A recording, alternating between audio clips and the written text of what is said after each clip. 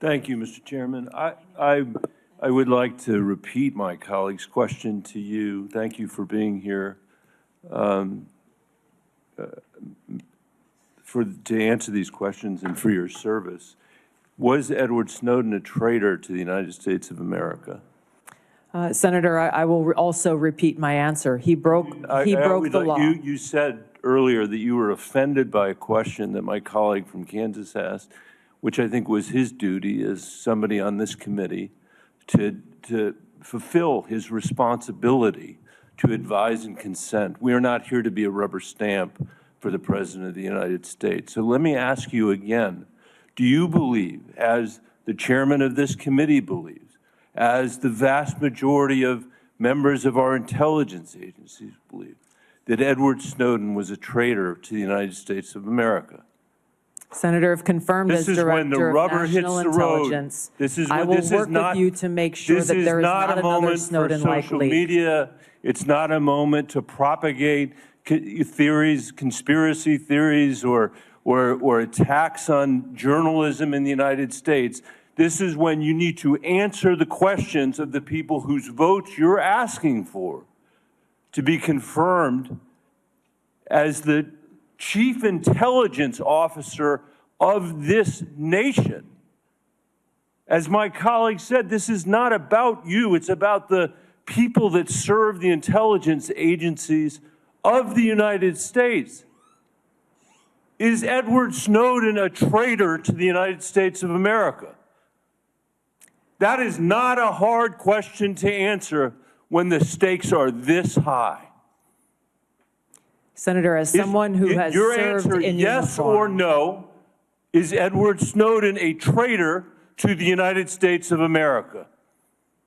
As someone who has worn our uniform in combat, I understand how critical our national security is. Apparently you don't. Apparently you don't. Let me ask you, I've worked very hard to put your own words here in front of the committee.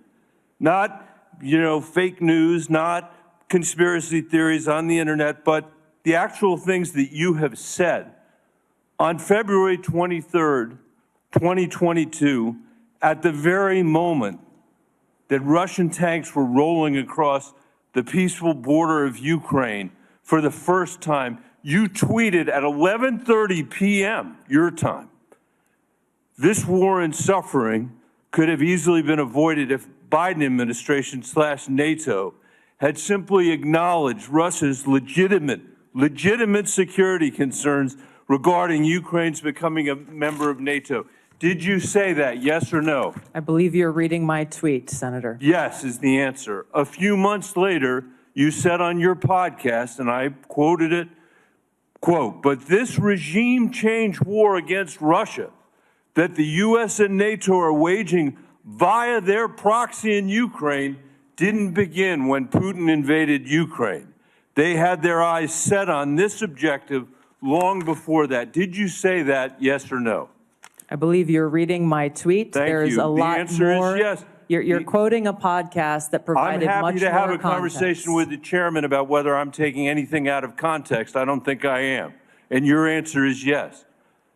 Are you aware that your comments about proxy wars and Russia's legitimate security concerns, to quote your own words, are in alignment with what the Russians have said to justify their invasion of Ukraine?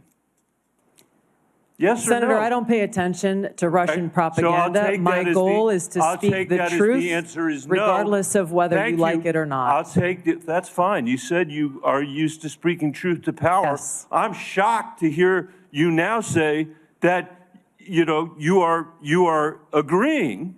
I'm not shocked because I know you said it. You are agreeing that you basically said that Putin was justified in rolling over the peaceful border of Ukraine, the first time since World War II that a free nation had been invaded by a totalitarian state. And you were there at 11:30 p.m. that night to say that you were with them, not us. And let me tell you something. You say you don't know because you don't read Russian propaganda.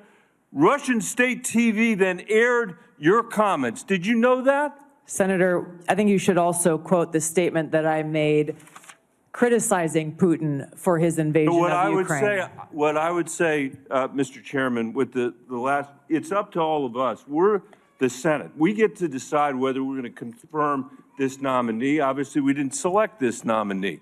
But can't we do better than somebody who doesn't believe in 702? Can't we believe that somebody who can't answer whether Snowden was a traitor 5 times today, who made excuses for Vladimir Putin's invasion of Ukraine, the first time that I'm aware of any American official has done that? I'm questioning her judgment. That's the issue that's at stake here. And as you said, and I totally agree, this is about our intelligence officers. And you cannot answer. Most of what we do here is in secret. This is one of the very few opportunities that you will ever have to have a conversation with this panel in public. And the record is going to be very clear about the position you took with regard to Edward Snowden. And the record is going to be very clear about your reaffirmation of the statements you made in the middle of the night when Russia was invading the free country of Ukraine. And I hope we will take that in consideration when we have this vote. Your time has expired.